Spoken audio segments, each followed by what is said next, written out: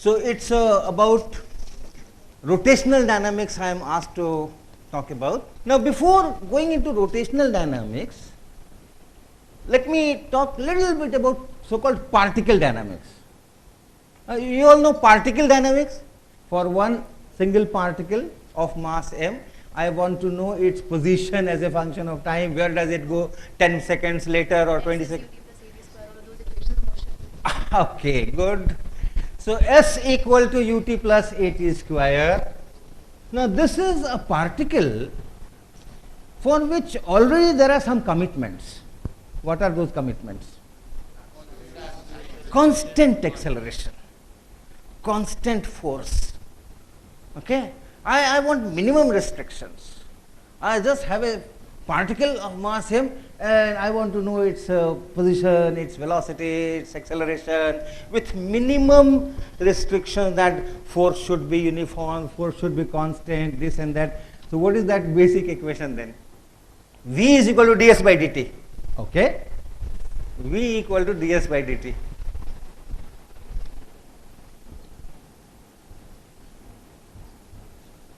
Now tell me, is it a law under certain situations, under certain conditions?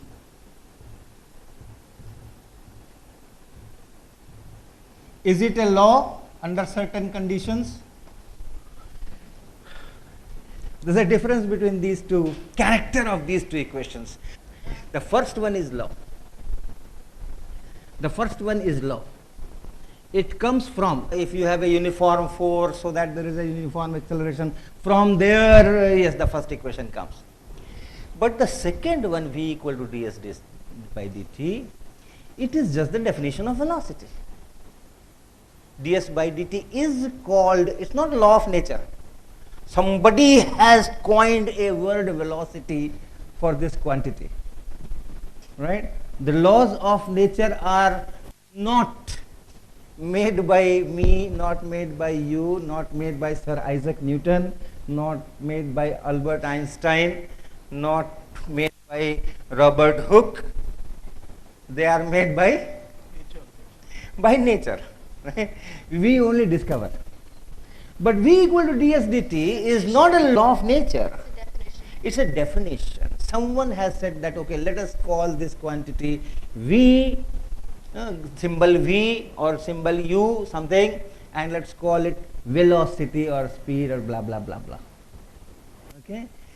For a single particle, the equation which will give me all those things is F equal to ma.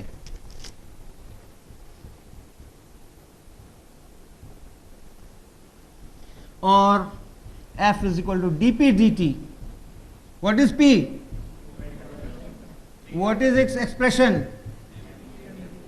Which one is the law of these three? Second one?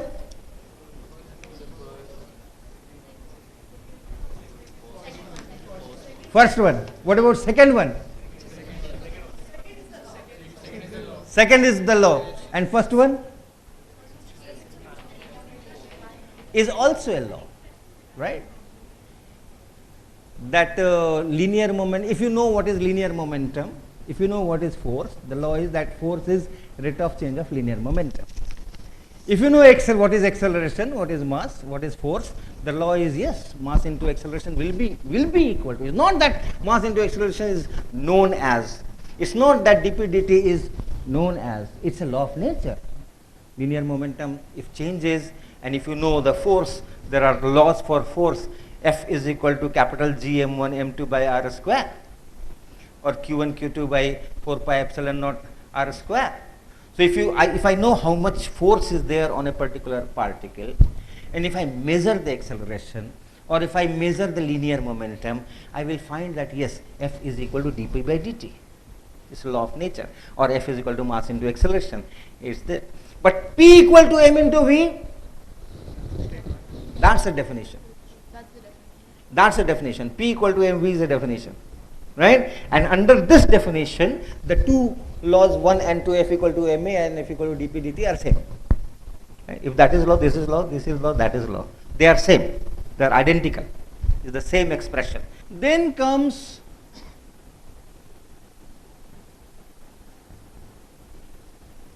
system of particles or a group of particles.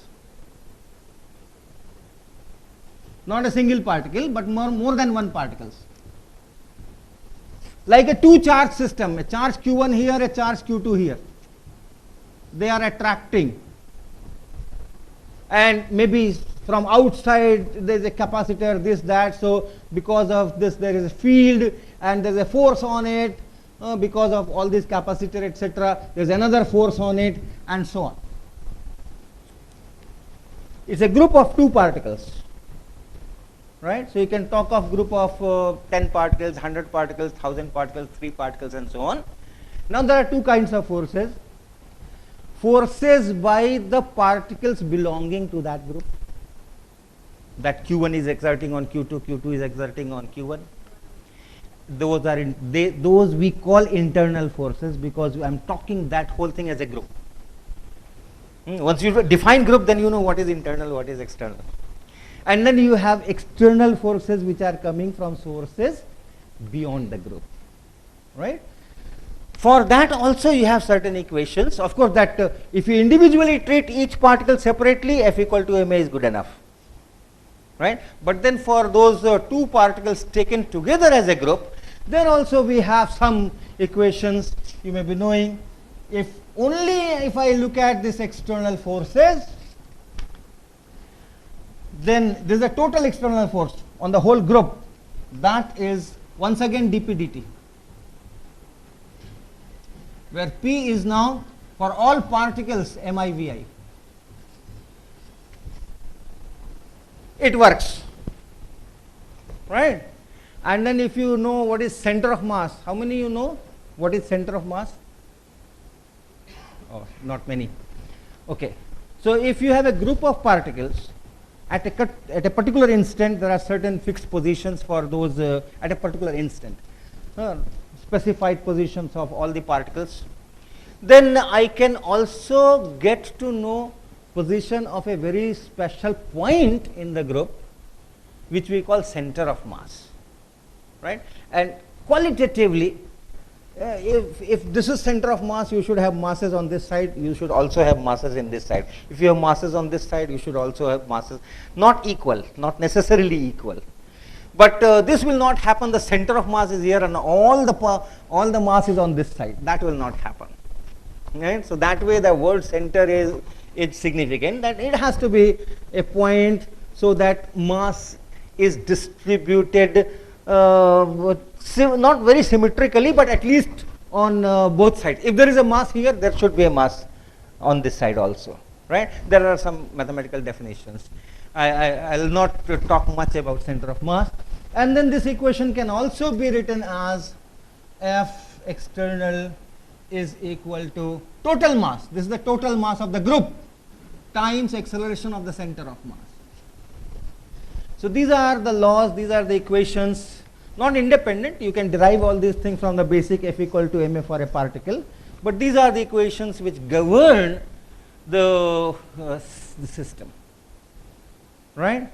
Now the group of particles, there is a special category called rigid body.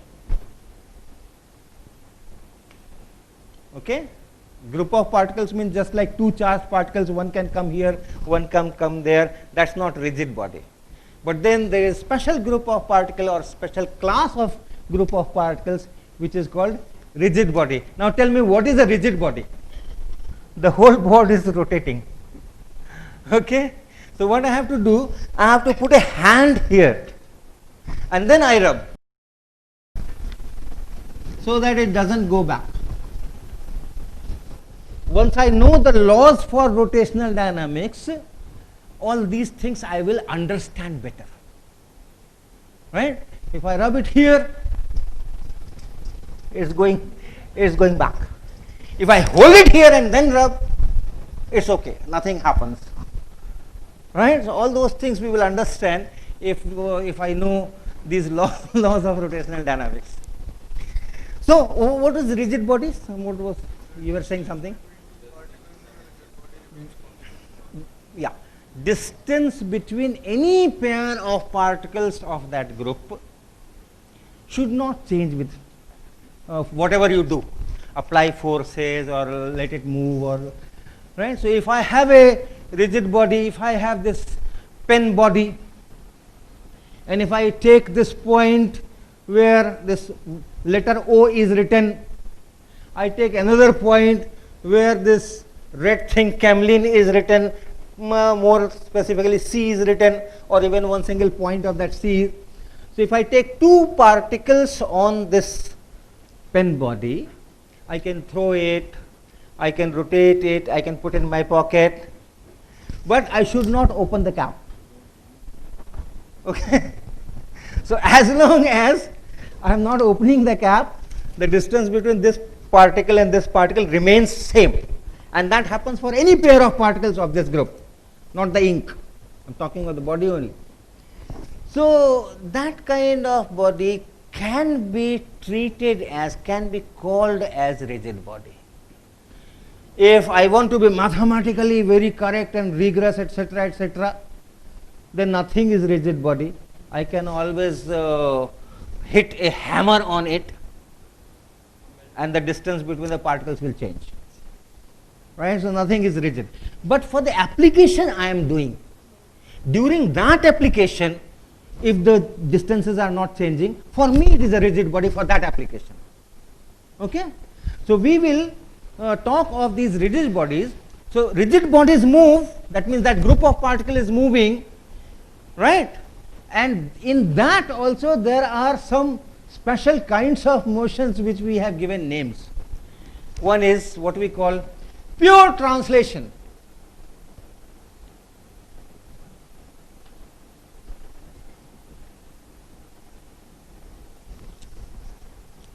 So now I am not talking of a particle, I am not talking of a group of particles in which the separation between the particles can change. I am talking of rigid body, extended body, and pure translation of this rigid body. What do I mean by that? Movement of the body is in straight line. Can move in any way. The movement of the center of mass is what represents like the motion of the entire body. It's not like the position of other particles so that the mass change. It can move in any way, but the center of mass should move in a. No, the center of mass, the motion of the entire body can be described as the motion with the motion of the That's center. fine, but what is pure translation? Which kind of motion is called pure translation? Linear. You said that all the particles should move in straight lines. No, Center of mass should move in a straight line. Without any angular momentum. Without any rotation. Okay? Yeah. I got it. Yeah, tell me, I will repeat, don't worry. Velocity of all the particles should be equal. Velocity of all the particles should In the be body. equal. Equal. Should be equal. Yes. Okay. Now I am showing you a motion, and tell me whether it is pure translation or not.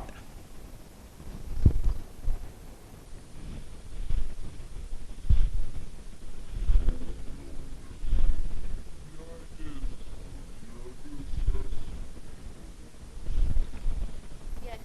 The orientation can change. Yes, it is pure. The particles are not rotating. No, it is pure translation because the orientation isn't changing. The whole rigid body. Once it is rigid body, I can talk in terms of particles also, right? But the pure translation means not pure translation of this particle or that particle. Whole body. Okay. Now I take that definition. If at any given instant the velocities of all the particles are same, and when I say velocity this time I mean its vector character also.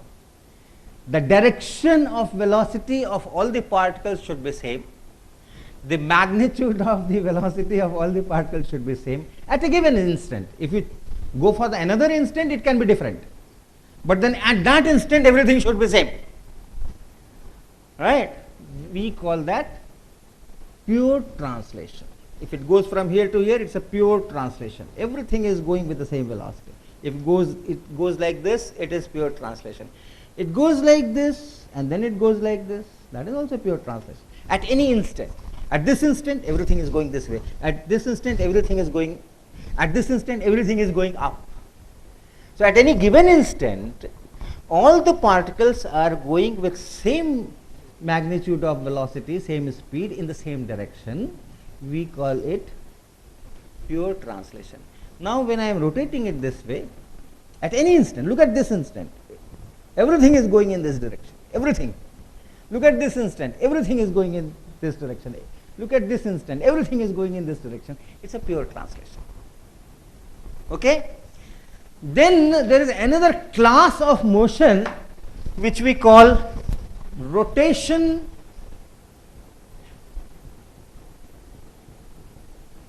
about a fixed axis.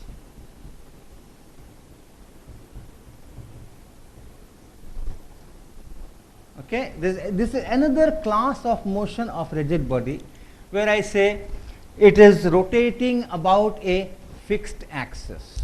So axis is a straight line, right? So there is a straight line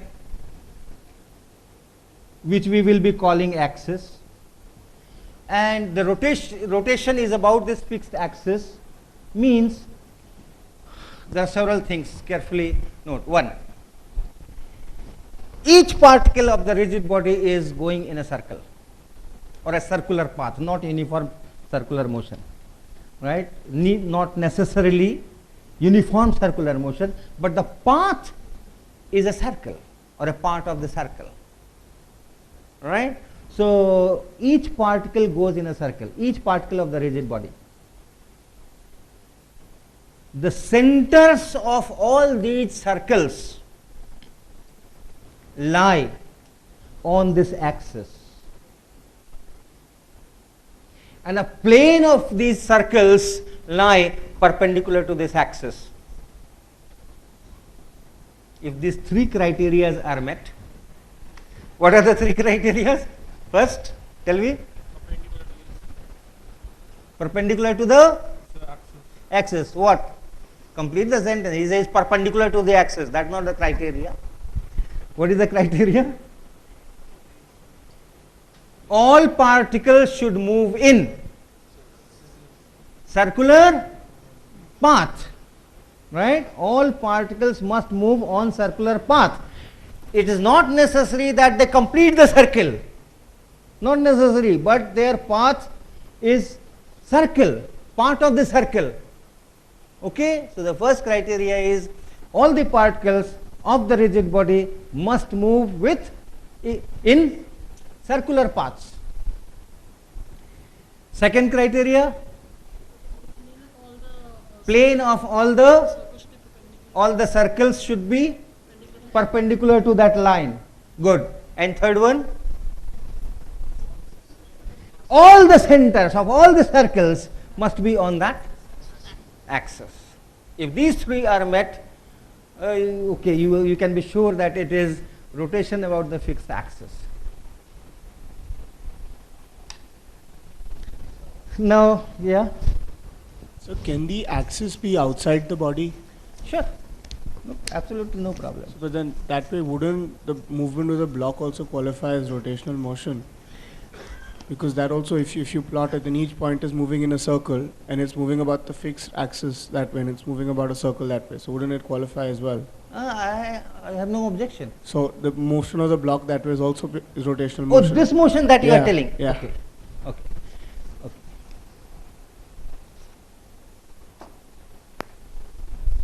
Come. And then give me where is your axis of rotation. This is your axis. Give me the place. There. Okay. And what is the condition of this block after it goes this side? Does it go like that? Yeah. Okay. So this point, the distance of this point is this much here, and the distance of this point is that much here. All right. So it is not going in a circle with center on this line. Otherwise, this distance should have been equal to that distance. Right? But what about the center of mass? I'm not talking of center of mass. Pure translation means all the particles should go with the same velocity at any given instant, And pure rotations means all the particles should go on circles, and all those centers of the circle should be on that line, and all the planes of the circle should be perpendicular to that line. Right? So center of mass will do something, let it do something. Right? Now let me do some, I am showing you some motions, and tell me, do we have some pendulum? Yeah, I think I have. I have this pendulum, okay, and the pendulum swings. Is it a pure rotational motion of this rigid body? This bob is a rigid body for my application, okay. So look at this, look at the motion of this rigid body, the bob. Does it qualify for pure or rotation about a fixed axis? And where is that axis of rotation? This one, right? So all particles of this will go in circles, and all the planes of these circles will be perpendicular to this axis, right? And the centers will be on that axis. So it is a rotational, pure or rotation about this fixed axis, and here is the axis, right? Okay. Now, come. Yeah, please. Now, you don't have to speak any word, okay? You can answer my question just by checking your head. Look at the camera. Are you a student of class 11? Was this a rotation about fixed axis? Where was the axis of rotation? Vertical. Good. All the particles were going in circles. Notice. Right? All the particles are going in circles, circular paths. Okay? And all those plane of circles are perpendicular to this. They are horizontal. All that circular paths are horizontal. So circles are horizontal. And all the centers are on that line. Okay? Are you a student of class 12? Is this a pure rotation? Where is the axis of rotation? This is the axis of rotation, horizontal. Right? This is the axis of rotation. So these are the circular paths. And the centers of those circular paths are here, and the line perpendicular to that plane, the plane of the circles, that is this fixed axis. Now in Maharashtra, if you go, and if you ask some question, and the person has to answer in affirmative, yes, normally he has done like this, but in Maharashtra, you know how people do? Ah, okay, good. Where is the axis of rotation? It's this way. Yes, it's this way. My circles are like this. My circles are like this. They have to be perpendicular to the axis of rotation. So this is rotation with this as the axis. This is rotation with this as the axis. And this is rotation with this as the axis. All x, y, z axis.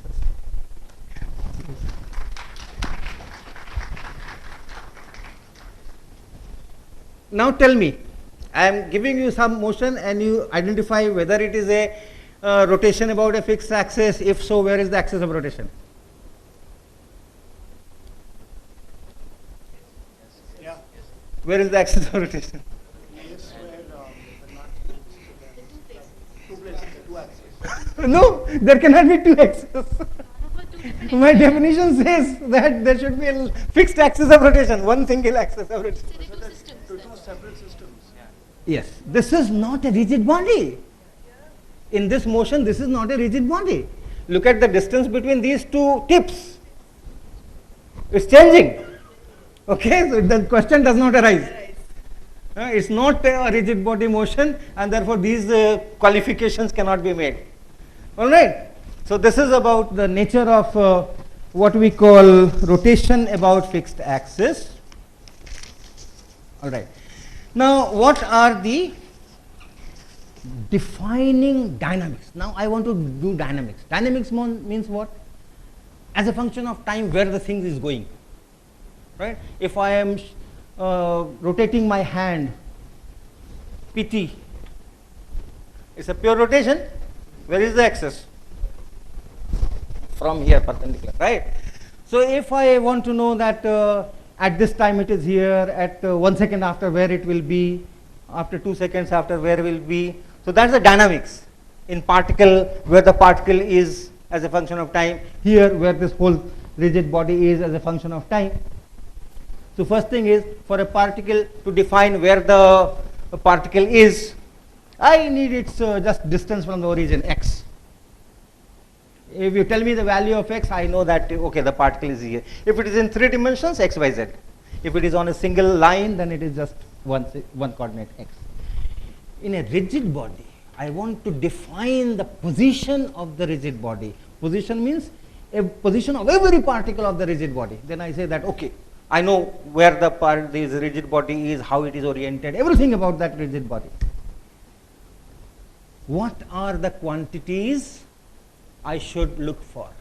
Just like for a particle, if I say where the particle is, I would like to ask what is the value of x, what is the value of y, what is the value of z, given x, y, z axis and origin. So here also I give you x, y, z axis and origin, and it is that fixed axis rotation. So that axis you take at z axis. So I have given you z axis, I have given you origin, I can also give you x, y if you so like. And then I want to know at this instant, the rigid body is like this. So what are those quantities that I should specify, and how many of them I should specify? For a single particle there are 3. For this rigid body, how many? This is a rigid body.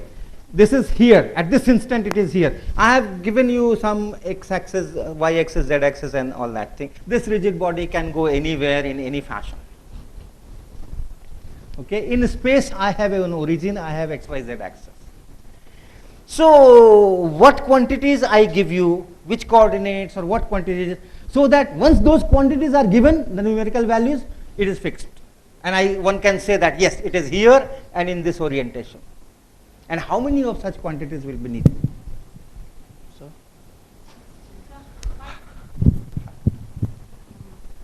Time? yeah, at a given time, given time. it is here. Let's say it is here. But then I want to specify it in terms of minimum number of x, y, z, theta, phi, delta, epsilon, this, that, minimum number of parameters. So that once it is here, I know that x is this, y is this, z is this, theta is this, phi is this, epsilon is this, delta is this, gamma is this, beta is this, alpha is this, and then it has gone here. So the x has changed from this value to that value, y has changed, beta has changed, alpha. So how many those quantities x, y, z, alpha, beta, gamma, delta, epsilon? So velocity of that particle at that time, of the particles moving along in that rigid body at that particular instant. See, my problem is this has got millions of particles. I cannot keep track, right? Okay, center of mass I can perhaps keep track, yes. So where is the center of mass? For that I need x, y, z of the center of mass. If you tell me that this is x coordinate, this is y coordinate, this is z coordinate of center of mass, then I know that okay, center of mass is here. Center of mass is now fixed. But then with the same center of mass, it can be this way, that way, that way, that way, that way. So my rigid body's position or configuration is not completely specified by specifying the center of mass. So 3 coordinates will fix the center of mass. Now it cannot be there. It is here. That is fixed. But then this orientation or this orientation or this orientation. So is it the axis of rotation about which? I'm now talking of very general motion. It can go this way, that way. So there is no rotation about a fixed axis. I have origin, I have z axis, I have x axis, I have y axis, right? And then it is moving in any fashion. Yeah, orientation. I have to fix the orientation. Yes. If I know coordinates of any 2 points, we may be able to fix. Now let us say this corner and this corner. All right. So these corners, this corner and this corner. Let's say I know the coordinates, I know the positions. But then it can be like this, with the same 2 corners fixed. It can be like this. It can be like this. Okay, right? Right? So I need one more angle, rotate it. These 2 points are fixed. If these 2 points are fixed, all points on that line are fixed. If these 2 points are fixed, anything in between cannot move. Otherwise, the distance will change. If 2 points are fixed and the third particle is somewhere on that line and you move it anywhere in any direction, its distance from these 2 fixed points is going to move, going to change. So if it is a rigid body, that will not happen. All these points are fixed. Therefore, this becomes the axis of rotation effect. Anything can only go in circles about that, because once again, the distance of each particle from each other particle has to be fixed. So if this whole line is fixed and a particular point here is fixed, other point is here, the only way it can go on a circle, otherwise its distance from it will change. Right? So all particles are now going in circles with this as the axis of rotation. If 2 points are fixed, it is a rotation about fixed axis, and that fixed axis is nothing but the line joining these two, and all particles on that line falling on that will be fixed, will not move, and all other will move in circle. So if all other are moving in circle, start with some configuration, call it theta equal to 0, and how much I have rotated, just give me that angle, done. So 3 coordinates for this corner, 3 coordinates for this corner, 6, and plus 1 angle. If these 7 quantities are given, then the orientation, the position, everything will be fixed. But do I need 7? Or it's more than enough? It's surely enough. But is it the minimum? When you fix up 2 particles, you specify 3 coordinates here, you specify 3 coordinates here, you specify 6 coordinates, and then the 2 points get fixed. But then the distance between these 2 points is already there. If they are 7 centimeters apart, they are 7 centimeters apart. So your x1 minus x2 whole square plus y1 minus y2 whole square plus z1 minus z2 whole square must be 49 centimeters square. Right? So if you give 5 of them, the 6th one I will get from this equation. So I don't need 6, I need 5 to fix up 2 points and then 1 angle. 6 quantities are needed, just 6 quantities are needed to fix up the position of these millions and billions of the particle of the rigid body in any kind of general motion. Right? So that if you can specify, fine. But let's come back to this rotation about fixed axis. Now the axis is fixed. Now I need only 1 quantity. From some given configuration, starting configuration, how much any particle has rotated from there, how much angle. Each particle has to go in circles. So that radius, how much angle it has rotated. And all particles has to rotate by the same angle. Just give that theta. So it's like your one-dimensional linear motion. Just give me x, I know where the particle is. Here just give me theta, I know where my rigid body is. Yes?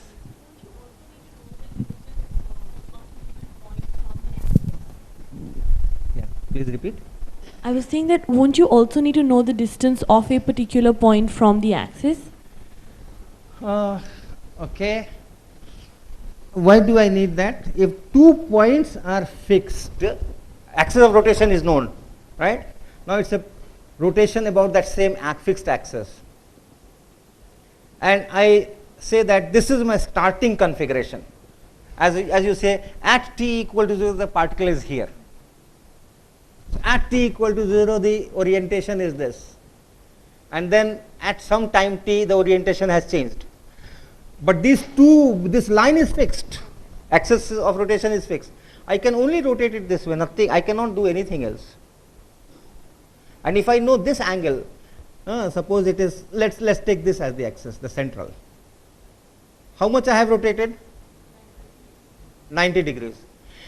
Just if I tell you I am going to rotate it 90 degrees, Don't you know its final configuration? It has to be like this.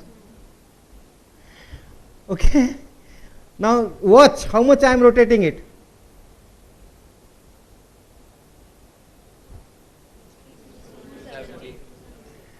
So just give me the angle and I know where it is going to land. I don't need any other distance. Okay. So one coordinate is needed, angle through which any radius, each particle is going in circle. Pick up any particle, one particle, and see what is its radius and how much this radius is rotated. That angle is called the angle of rotation or angular position from that starting t equal to 0, that we take theta equal to 0. From there, this is the angular position. Okay. So the position is described in terms of one single quantity, and that is the angle of rotation. I have this axis, I have a body, pick up any point and drop a perpendicular. Why did I draw this peculiar perpendicular? It doesn't look like 90 degrees. Yeah, I am allowing the particle to be out of the board, and from there I am drawing this perpendicular. And so this is going in a circular path. This is the center. Here is the center. I have dropped the perpendicular, remember. So this is the center, and with this as the center, it is going in a circular path. I don't know how to draw. This plane has to be perpendicular. Okay. This is outside the board, something like that. So it is going like this. Now this is the radius at t equal to 0, and at some other time this, because this goes here, and this angle theta, is it too small? Can you see this theta? Can you see this theta? Okay. So if something is going, and this is the axis of rotation, okay, if this is the axis of rotation and it is rotating like this, take any particle, draw a perpendicular, that is the center, look at that circle, look at that radius, and then in time t, how much that radius has rotated. Pick up that, that is theta, and that decides completely the position. Okay. Now once you have theta, now definitions, not laws. I define angular velocity as d theta by dt. The rate at which this theta is changing is called angular velocity. Dx by dt is called velocity. D theta by dt is called angular velocity.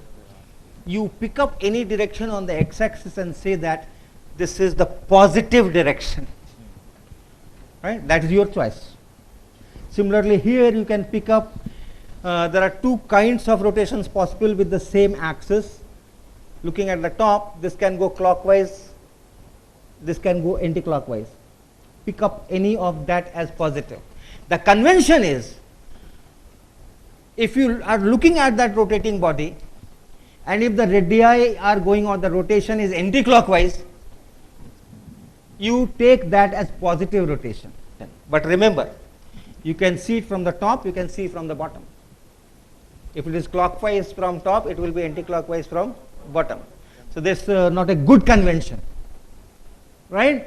So what we do is, we say that we give a direction to the angular velocity itself. And how do we do that? Look from top or look from bottom, doesn't matter. If you find the rotation as anti-clockwise,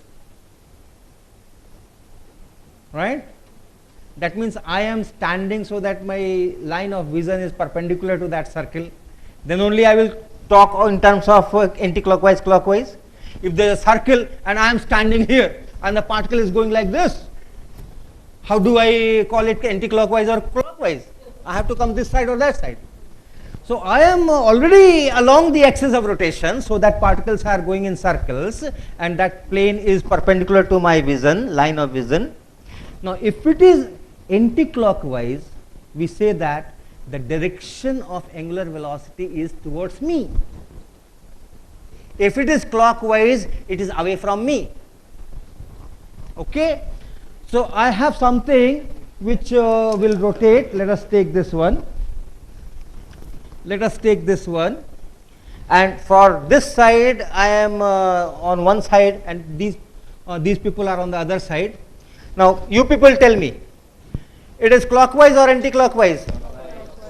You people tell me, it is clockwise or anti-clockwise? So from this side it is anti-clockwise. What is the rule? If you find it anti-clockwise, the direction of angular velocity is towards you. So it is in this direction. The angular velocity is in this direction. It is clockwise. What was the rule? If it is clockwise, it has to be away from me. So what is the direction of angular velocity? So no problem. Look at from this side, look at from this side. Your angular velocity direction is same, uniquely determined. Alright? So that is how we define the angular velocity vector. Okay, we call it angular velocity vector, omega. The magnitude is given by this, and the direction I have already told you how to determine. Okay? Then you define alpha is equal to d omega by dt. You can put a vector sign also. Angular acceleration, angular velocity, angular acceleration. These are all definitions. Okay, the law comes, the dynamic comes when I say how that angular acceleration is produced. Okay, v equal to dx by dt is just a definition. A is dv by dt is just a definition. The law starts, the dynamics starts when I say to create an acceleration of this particle, I have to apply a force, and that force will be equal to mass times acceleration, right? Then the dynamics, rule of dynamics, law of dynamics comes in. So these are definitions. Now my question is how to create an angular acceleration. Okay, so any door which I can open, will this open? Yes. All right. Okay. Now here is a rigid body, right? This whole door is a rigid body, and if I move it, it is a rotation about fixed axis. Where is the axis? Through the hinges, there is the axis. At this time, what is its angular velocity? 0. Nothing is moving, no angle is changing. It can go on that circle, but it is not going, right? So the angular velocity is 0. Now what happened? Angular velocity was created, upward or downward? Upward. Look at the circles, look from the top, look at the circles towards me, so up. So the angular velocity is in the upward direction, vertically upward direction. Angular velocity was 0. Now the angular velocity was created. So there was an angular acceleration in that period. And to create that angular acceleration, what did I do? I applied a force. Okay. So if I apply a force, angular acceleration, or let me write it this way. Acceleration, force must be applied.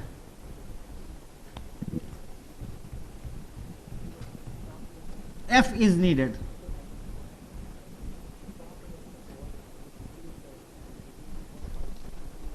I am applying to the best I can do same force on this door.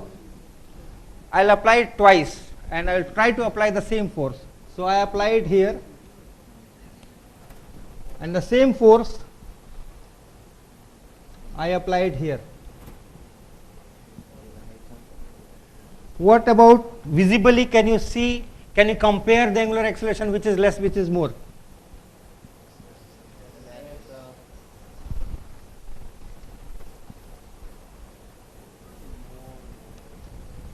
Okay, the same force can create different angular accelerations. So acceleration is not proportional to force alone.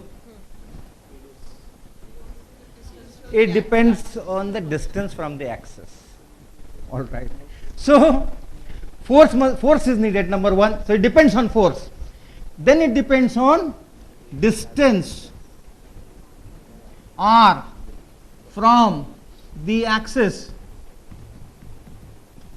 Okay. Once again, I am going to apply a force. I'll try to apply a force of the same magnitude, but it's not very necessary also. But at the same place. In two situations, compare what happens. I am applying a force here at this corner. Okay? At this edge. I am applying a force very hard at the same corner. Can you see what I am doing? Look at this top. See, at the same edge I am applying a force. No angular acceleration. And now at the same edge I am applying a force. Same distance.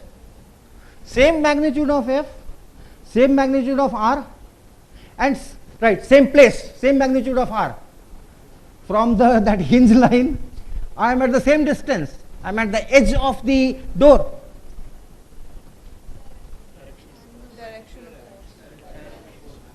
Direction. The same force at the same place, but whether it is perpendicular to that door, whether it is parallel to the door, whether it is parallel that way, at the same place, I am applying a force vertically upward. Okay, I am applying a force vertically upward. No angular acceleration is produced. So it depends on F, it depends on R, and then the component which is parallel to the axis will not do anything. If I apply a force, its component parallel to the axis of rotation, it will not do anything if that axis of rotation is fixed. The perpendicular in the horizontal plane, in this case, horizontal plane, there I have to see what is the angle. Okay, angle of that force.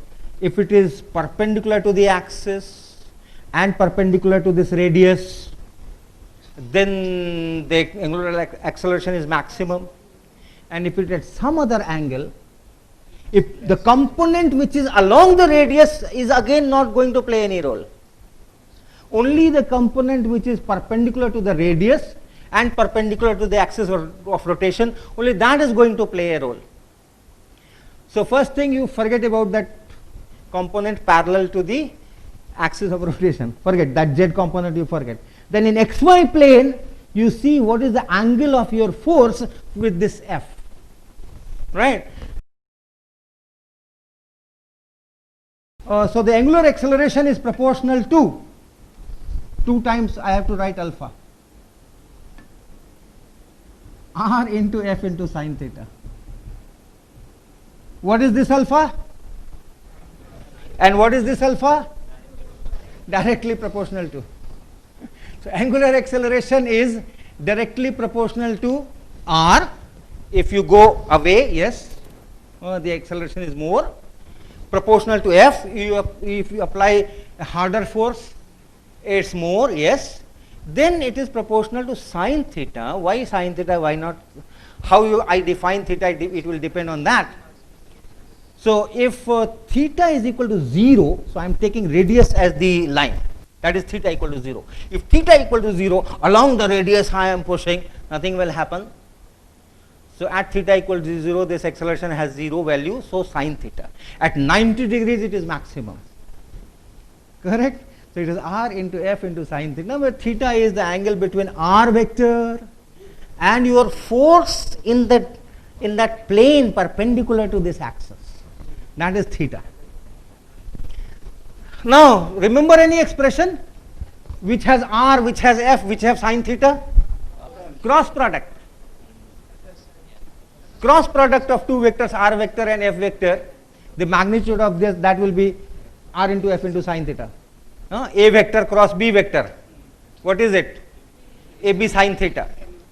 So if I write it in vector form, here is the body, rigid body, this is axis of rotation, and then I take a particle I drop a perpendicular here, and this I call r vector.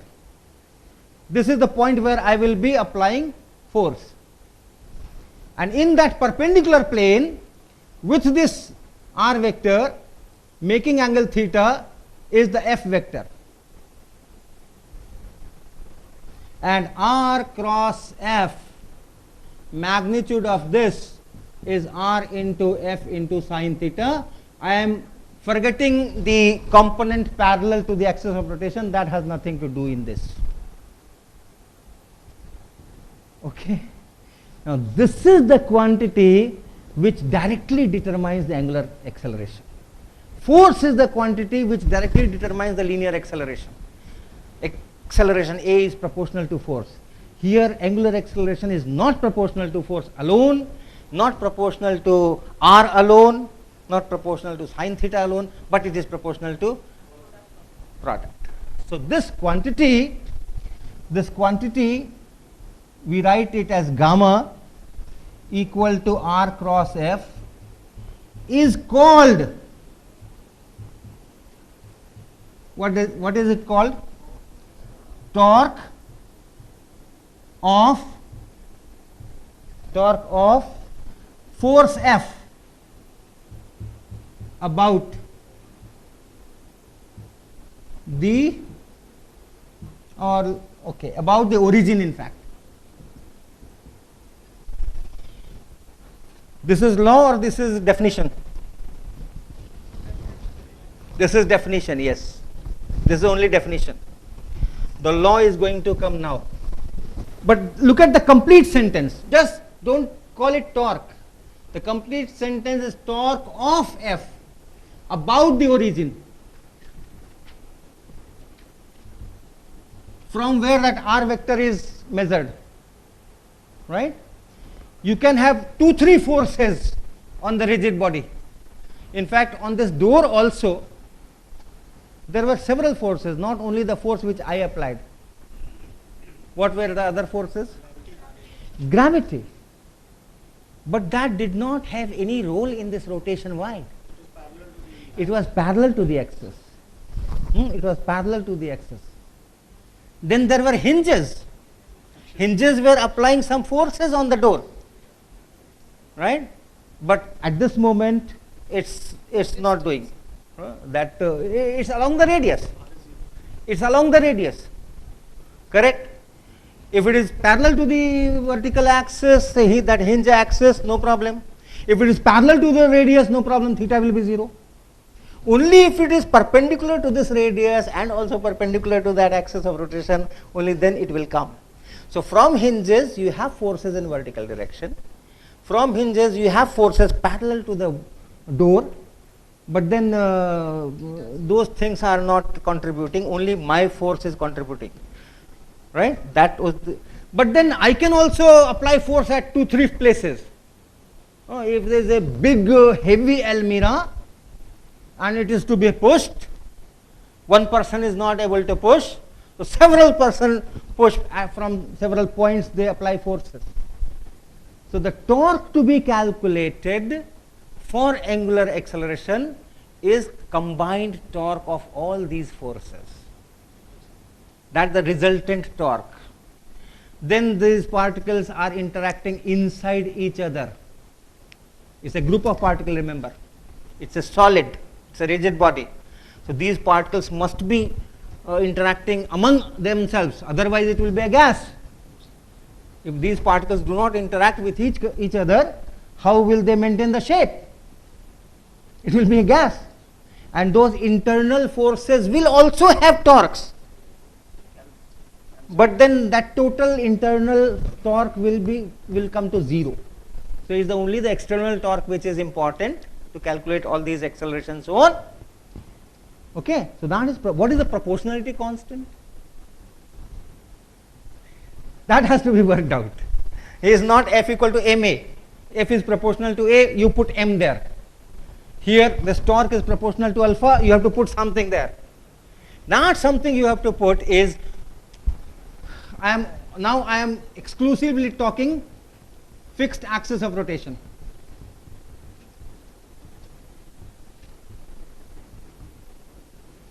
torque external z component. Torque is a vector quantity r cross f. So you can take components. Only take component parallel to the axis. I told you force parallel to the axis will not produce any angular acceleration. But now I am talking of torque. Look at the direction of torque. This is r vector. Okay, and this is f vector. What is the direction of r cross f? This is r vector and this is f vector. So r cross f upward. So torque vector is parallel to the axis of rotation, and only component which is parallel to the axis of rotation, that will produce acceleration about that axis. So remember, force parallel to the axis of rotation will not produce angular acceleration, but torque parallel to the axis will produce this angular acceleration. Okay? Torque will have other directions, but that will not produce angular acceleration about this axis. If this axis is fixed, all those other things are not usable. That's why I am writing this gamma and z in suffix. Only look at the z component, and that is equal to a proportionality constant. People write it I and times alpha, and this I, they call it moment of inertia.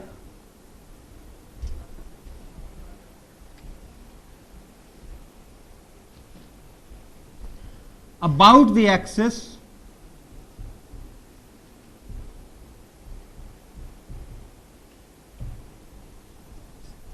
and how do I calculate it? It is for each particle of this rigid body. Now you see particle by particle. Each particle of rigid body, what is the perpendicular distance from the axis? Square it, multiply it, and then add for all the particles of that rigid body. This Ri is the perpendicular distance from that axis of rotation. Mass of the particle, perpendicular distance from the axis of rotation. Square, multiply, and add for all the particles. This is the quantity which will appear here. That is the dynamics, that is the law, that what is will decide where this body will be after time t. Okay,